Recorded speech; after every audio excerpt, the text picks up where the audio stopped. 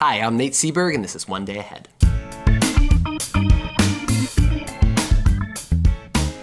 Welcome to One Day Ahead to Kill a Mockingbird Chapter 9. Here we dive into a summary and analysis of Harper Lee's 1960s classic. If you're an educator, check out my teaching unit. It's got everything you need. Link below. As ever, these are not spoiler-free videos, but if you are good to go, well then sucker punch your cousin and pass the damn ham, because it's time to dive into Chapter 9.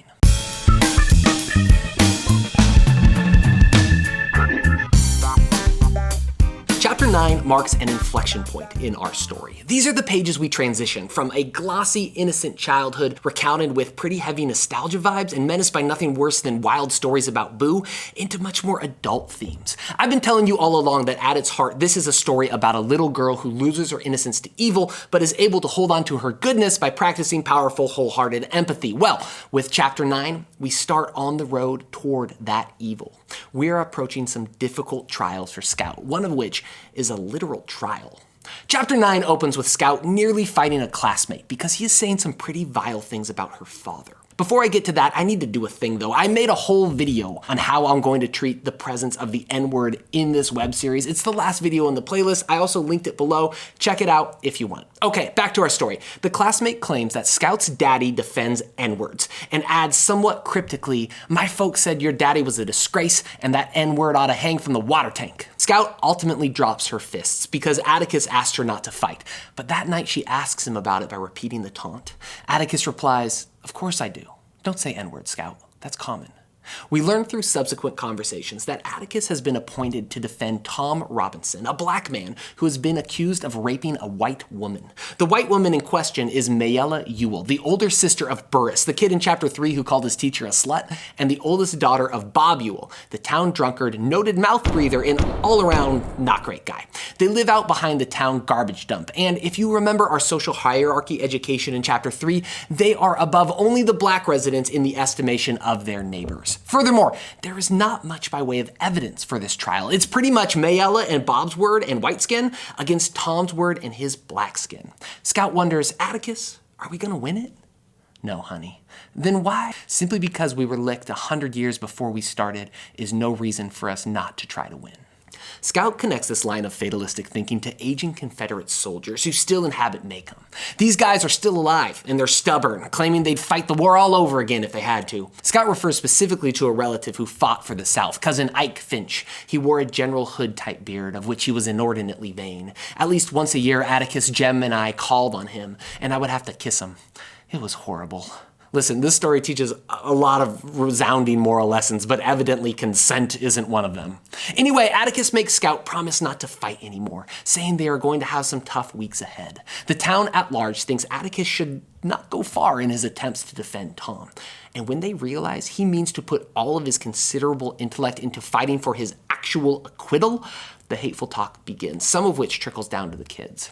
Scout promises that her fighting days are behind her, a pledge she holds to for about a week. Next scene, it's Christmas. Highlights, Uncle Jack's here, and he bought the kids air rifles. Jack's great. Lowlights, they have to go to Aunt Alexandra's for Christmas dinner. Scout says, had I ever harbored the mystical notions about mountains that seem to obsess lawyers and judges, Aunt Alexandra would have been analogous to Mount Everest. Throughout my early life, she was cold and there. So Alexandra will show some redeeming qualities later in the text, but now and overall on balance, she kind of sucks. But you know who definitely sucks?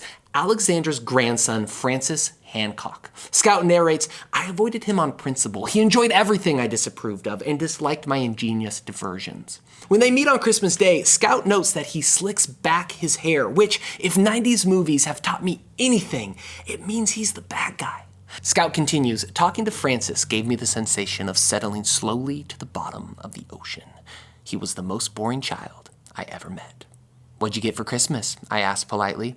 Just what I asked for, he said. Francis had requested a pair of knee pants, a red leather book sack, 5 shirts, and an untied bow tie. That's nice, I lied. Jem and me got air rifles.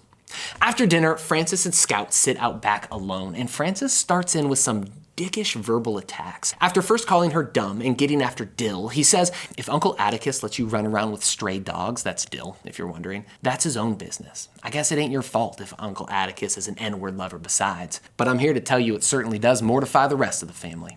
If you're thinking, hey, this kid sucks, I told you about the hair. Did you not believe me? Guys, you can trust movie stereotypes. Also, you can always win the championship with a trick play. Write that down. Scout doesn't fully understand this taunt, but she can't miss the tone. He says it again and again, and she makes a grab for him, but Francis runs into the house. Then things go all planet Earth for a second. When stalking one's prey, it is best to take one's time, say nothing, and sure as eggs, he will become curious and emerge. Sure enough, it works. Francis looked at me carefully, concluded that I had been sufficiently subdued, and crooned softly, "N-word lover." This time, I split my knuckle to the bone on his front teeth.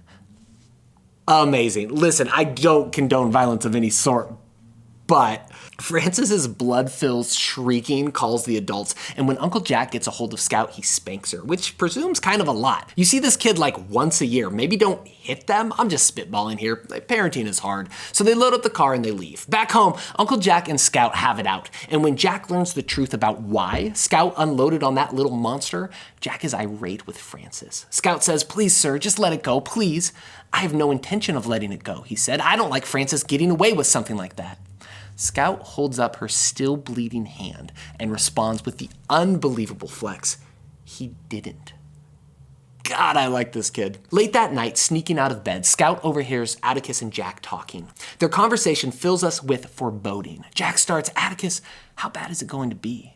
"It couldn't be worse, Jack. The only thing we've got is this black man's word against the Ewells. The evidence boils down to you did, I didn't. You know, I'd hoped to get through life without a case of this kind, but John Taylor pointed at me and said, 'You're it. Let this cup pass from you, huh?' Right." Atticus continues with more of this fatalistic language about how this trial is already over. "You know what's going to happen as well as I do, Jack, and I hope and pray I can get Jem and Scout through it without bitterness, and most of all, without catching Maycomb's usual disease. I just hope that Jem and Scout come to me for their answers instead of listening to the town. I hope they trust me enough." "Jean Louise?" My scalp jumped. I stuck my head around the corner. "Sir? Go to bed." I scurried to my room and went to bed. But I never figured out how Atticus knew I was listening, and it was not until many years later that I realized he wanted me to hear every word he said. And that's chapter 9. So each chapter we are going to explore the themes and characters by going just a step or two beyond what's on the page. This is Deep Dive Quotes.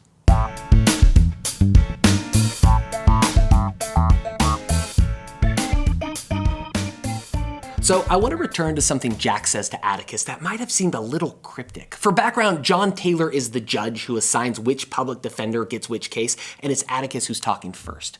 "You know, I'd hoped to get through life without a case of this kind, but John Taylor pointed at me and said, 'You're it.'